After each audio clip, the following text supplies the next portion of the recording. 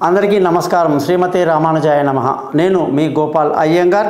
8వ తారీఖు సెప్టెంబర్ నెల నుంచి 14వ తారీఖు సెప్టెంబర్ నెల వరకు మేషరాశి నుంచి మీనరాశి వరకు వార ఫలాలు ఎలా ఉంటాయో ఈరోజు మనం తెలుసుకుందాం. ముఖ్యంగా ఈ వారంగానే చూసుకుంటే ఆదివారం నుంచి శనివారం వరకు, అలాగే స్వాతి నక్షత్రం నుంచి ఉత్తరాషాఢ నక్షత్రం వరకు, అలాగే పంచమి తిథి నుంచి మొదలవుతుంది ఈ వార ఫలాలు. పంచమి, షష్ఠి, సప్తమి, అష్టమి, నవమి, దశమి, ఏకాదశి వరకు ఉంటుందన్నమాట ఈ ఫలాలన్నీ కూడాను. అలాగే మనకు వార ఫలాలు అనేది దీంట్లో ముఖ్యంగా నక్షత్రం ప్రకారంగా పుట్టినరోజు చేసుకోవటం, భాద్రపద మాసంలో ఎవరైతే పుట్టారో వాళ్ళ నక్షత్రాలను బట్టి ఆ రోజు ఖచ్చితంగా గుడికి వెళ్ళడం, దేవుడికి అర్చన చేయించడం, మన పేరు మీద అర్చన చేసుకోవటం, స్వామి కైంకర్యం చేసి మన పేరు మీద మనం పుట్టినరోజు దేవుళ్ళో గుడిలో చేసుకోవాలి. అలాగే తారీఖు ఏదైతే ఉందో ఆ తారీఖు ప్రకారంగా మీరు మీ స్నేహితులతో కేక్ కటింగ్లు అవన్నీ కూడా ఇంగ్లీష్ స్టైల్లో చేసుకోవచ్చు, తప్పేం లేదు. కానీ పుట్టిన నక్షత్రం ప్రకారంగా ఖచ్చితంగా మీరు మీకు నచ్చిన గుడికి వెళ్ళి అక్కడ మీ పేరు మీద అర్చన చేసుకుంటే సంవత్సరం అంతా కూడా మీకు భగవంతుడి ఆశీస్సులు బాగుంటాయని ఒకటి గుర్తుంచుకోవాలి. తర్వాత మనం ఇప్పుడు పంచమి నుంచి ఏకాదశి అంటున్నాం. భాద్రపద మాసంలో తిథి, అందులో శుక్లపక్షంలో ఉన్నాం కాబట్టి పితృదేవతలు ఎవరైతే మరణించారో వాళ్ళ యొక్క తిథులు వస్తాయన్నమాట. భాద్రపద మాసంలో శుక్లపక్షంలో ఎవరైతే చనిపోతారో వాళ్ళకు మనం తిథులు పెట్టాలి, పిండాలు పెట్టాలి. కాబట్టి పంతుల్ని కలిసి మనం పెద్దలు పోయినటువంటి తారీఖులు చెప్పాలి. తల్లి తండ్రులు ఉన్నటువంటి పిల్లలు పిండ ప్రదానం చేయకూడదు. అలాగే తండ్రులు తాతలకి ముత్తాతలకి వాళ్ళు చేయాలి, వాళ్ళ వెనకాల మీరు ఉండొచ్చు అన్నమాట. తల్లిదండ్రులు ఉన్న పిల్లలు ఉండొచ్చు, లేని వాళ్ళు ఖచ్చితంగా పిండ ప్రదానం చేయాల్సిందే. చేయటం వల్లనే పితృదేవతల యొక్క ఆశీస్సులు మనకు చాలా ఎక్కువ ఉంటాయన్నమాట.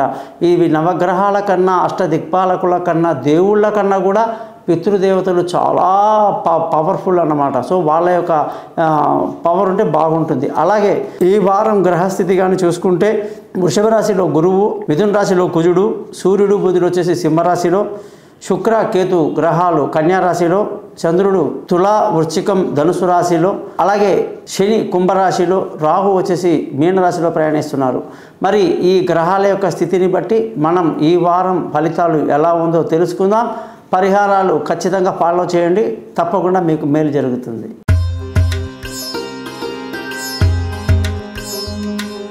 మకర రాశి వాళ్ళందరికీ కూడా 8వ తారీఖు సెప్టెంబర్ నుంచి 14వ తారీఖు సెప్టెంబర్ కానీ చూసుకుంటే ఈ వారంలో ఈ రాశి వాళ్ళందరికీ కూడా ఎంతో మేలు కలిగేటువంటి పరిస్థితి, గ్రహాల అనుకూలతలు బాగా కనిపిస్తున్నాయి.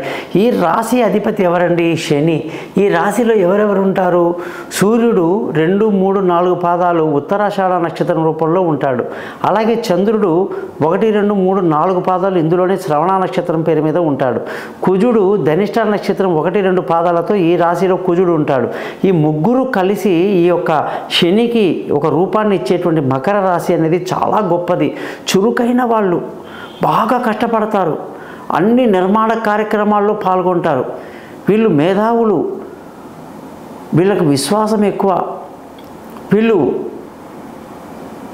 అందరి మన్ననలు పొందుతారు, తెలివైన వాళ్ళు. మరి ఇంత మంచి రాశి శని ఆధిపత్యం ఉండడం, అదే శని కుంభరాశికి ఆధిపత్యం ఉన్నప్పటికీ కూడా మకర రాశికి వచ్చేసరికి నిర్మాణంలో ఉన్నటువంటి సూర్యుడు నిప్పు, కుజుడు నిప్పు, చంద్రుడు ఓకే మీడియం, ఈ 3 కలిపేసరికి వీళ్ళకి చురుకుదనం ఎక్కువ అన్నమాట. పరిగెట్టిస్తారు, నిర్మాణాల్లో పని చేస్తారు. వీళ్ళు ఎంత శ్రమ పడ్డా కూడా అలసిపోయినట్టు మనకు కనిపించరండి. చిరునవ్వు వీళ్ళ ముఖంలో ఎప్పుడూ ఉంటుంది. ఎంత కష్టపడ్డా దాన్ని పంట కింద పెట్టుకుంటారు, నవ్వుతూ నలుగురితో హ్యాపీగా ఉంటారనమాట. మంచి యోగం ఉన్నటువంటి రాశి అనమాట మకర రాశి. వీళ్ళకి ఈ వారం చాలా బాగుంది, పాజిటివ్ ఎనర్జీ బాగుంది. విందులు, వినోదాలు, బంధువులతో స్నేహితులతో కలిసి ఎంజాయ్ చేస్తారు. ధన ఆదాయం చాలా బాగుంది, కుటుంబ సంతోషం బాగుంది, రిలేషన్షిప్ బాగా మెయింటైన్ చేస్తారు. ముఖ్యంగా వీళ్ళకి కుటుంబం పట్ల శ్రద్ధ ఎక్కువ ఉంటుంది, పిల్లల చదువు పట్ల ఎక్కువ మక్కువ ఉంటుంది, అన్నీ సక్సెస్ఫుల్గా ఉంటాయి. బంధువులు, స్నేహితులతో ఈ వారం తక్కువగా ఉంటుంది రిలేషన్షిప్. అంటే వీళ్ళకి ఏంటంటే ఎప్పుడూ కూడా గుంపులో కలవరన్నమాట. విలువైన వస్తువులు, భూములు, వాహనాలు, ఇల్లు, ప్రాపర్టీస్ ఏదైనా సరే ఈ వారం కొనడానికి అనుకూలంగా లేదు. కాబట్టి తొందరపడిపోయి ఏదో కొనేయాలి అనే తపన కాస్త వదులుకొని జాతకాలు చూపించుకున్న తర్వాత ఆ పని చేయండి. తల్లి ఆరోగ్యం వీళ్ళకి ఇబ్బంది కలిగిస్తూనే ఉంటుందన్నమాట. సంతానం విషయంలో వీళ్ళకి ఈ వారం చాలా సంతోషంగా ఉంటారు. వాళ్ళ చదువుల పట్ల ఎక్కువ శ్రద్ధ చూపిస్తారు. వాళ్ళ యొక్క డెవలప్మెంట్ గురించి ఎక్కువ ఆలోచిస్తారు. తెలివైన నిర్ణయాలు తీసుకుంటారు. విదేశీ చదువులు, విదేశీ యానాలు, వాళ్ళ చదువు కోసం పెట్టే ఖర్చులన్నీ కలిసి వస్తాయి. అన్ని రకాలుగా అనుకూలంగా ఉంటుంది. తెలివితేటలు బాగా వాడతారు. బాగా ఆరోగ్యం పట్ల శ్రద్ధ వహించాలి. అలాగే టైంకి భోజనం చేయాలి, టైంకి మనం నిద్రపోవాలి అనేది గుర్తుపెట్టుకోవాలి. ఏమాత్రం కూడా శత్రువుల మీద అలసత్వం పనికిరాదు. వాళ్ళ మీద ఒక కన్నేసి ఉంచాలి. భార్యాభర్తల మధ్య ఎంత అన్యోన్యత వచ్చేసిందండి. ఎంత సంతోషంగా ఉంటారు. మంచి రిలేషన్షిప్ అంతా బ్రహ్మాండంగా మెయింటైన్ చేస్తారు. అలాగే పెళ్ళి కాని వాళ్ళకు పెళ్ళి కుదురుతుంది. దూరంగా ఉన్న వాళ్ళు కలుసుకుంటారు. పార్ట్నర్షిప్ బాగా కలిసి వస్తుంది. ప్రేమికుల మధ్య మంచి రిలేషన్షిప్ బాగా డెవలప్ అయ్యేటువంటి పరిస్థితి అన్నమాట. మరి వీళ్ళకి ఆయుష్ బ్రహ్మాండంగా ఉంది. ఈ వారం అంతా ఏ ఇబ్బంది లేదు. అదృష్టంగానే చేసుకుంటే అదృష్టం అస్సలు లేదన్నమాట. బాగా తక్కువ. తండ్రి తల్లి నుంచి రావాల్సినటువంటి సపోర్ట్ అస్సలు రాకపోవటం, పెద్దల నుంచి ఎక్కువగా మనకు గుర్తింపు లేకపోవటం ఇబ్బంది కలుగుతుంది.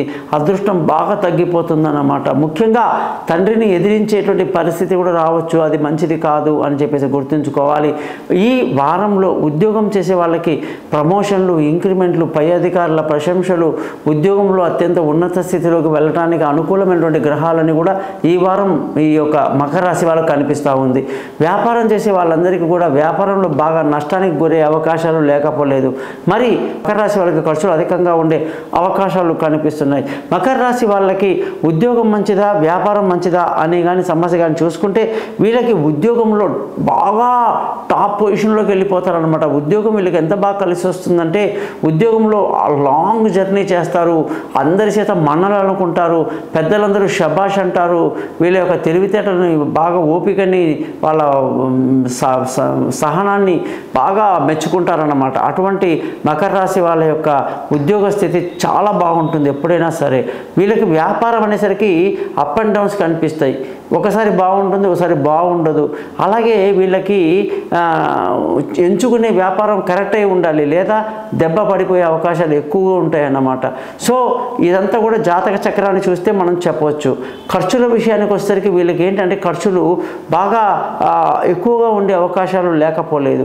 మరి మకర రాశి వాళ్ళందరికీ శని ఆధిపత్యం కాబట్టి వీళ్ళు ప్రతిరోజు కూడా శని మంత్రాన్ని 19 సార్లు రోజు చదవడమే కాదు, వీళ్ళు వెంకటేశ్వర స్వామిని అలా ఎంత గొప్పగా పూజిస్తే మంచిది. వీళ్ళ జాతకంలో కూడా ఈ మకర రాశి వాళ్ళకి వెంకటేశ్వర స్వామి శనివారం నాడు మీరు చూడండి ఎంతో ప్రత్యేకంగా గుళ్ళల్లో పూజలు అవుతూ ఉంటాయి. అలాగే ఆంజనేయ స్వామి గుళ్ళో కూడా పూజ అవుతూ ఉంటుంది. అలాగే మనకు శని యొక్క ఆధిపత్యం ఉంది కాబట్టి శని మంత్రాన్ని 19 సార్లు చదువుకోవటం వల్ల ఈ రాశి వాళ్ళకి ఎంతో మేలు కలుగుతుంది.